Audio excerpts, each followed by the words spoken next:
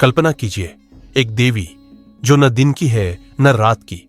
वो है उस क्षण की रक्षक जब अंधकार और प्रकाश एक दूसरे को छूते हैं। देवी संध्या एक तपस्विनी, एक तेजस्विनी और एक चेतावनी।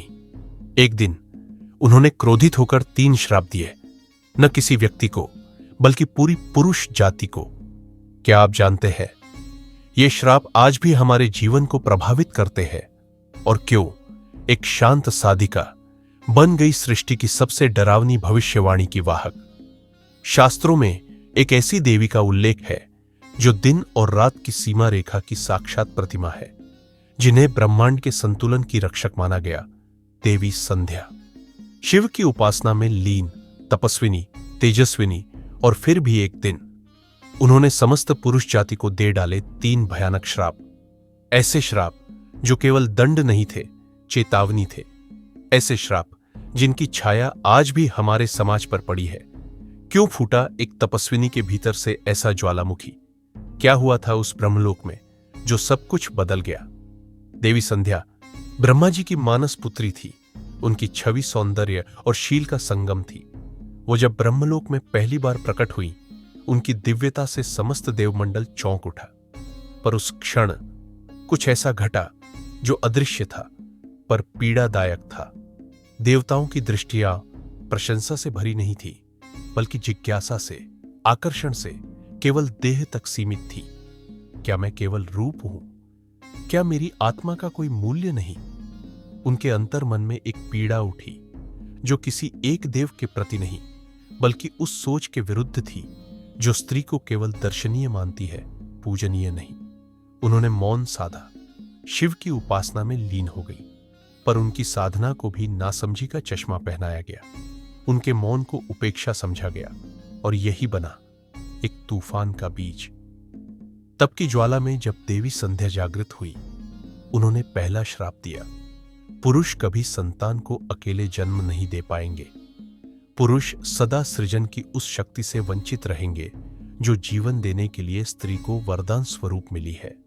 वे कभी उस पीड़ा को अनुभव नहीं कर सकेंगे जो एक स्त्री गर्भ धारण कर सहती है। यह श्राप केवल पुरुषों को सीमित करने के लिए नहीं था, बल्कि स्त्री की मातृत्व शक्ति को दिव्यता देने के लिए था। यह याद दिलाने के लिए था कि जीवन देना केवल प्रकृति नहीं, तपस्या है।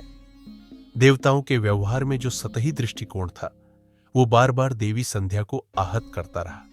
हर बार स्त्री के रूप को सराहा गया, पर उसकी आत्मा को समझने का प्रयास नहीं हुआ। और तब देवी संध्या ने दूसरा श्राप दिया। पुरुष सदा काम विकारों से ग्रसित रहेंगे। उनकी दृष्टि बार बार भटकेगी, ताकि उन्हें हर बार स्मरण रहे कि स्त्री केवल देह नहीं, आत्मा है, शक्ति है, तप है। यह श्राप एक चेतावनी था कि स्त्री को देखने से पहले उसे समझो, उसकी शक्ति, उसकी पीड़ा, उसके त्याग को महसूस करो।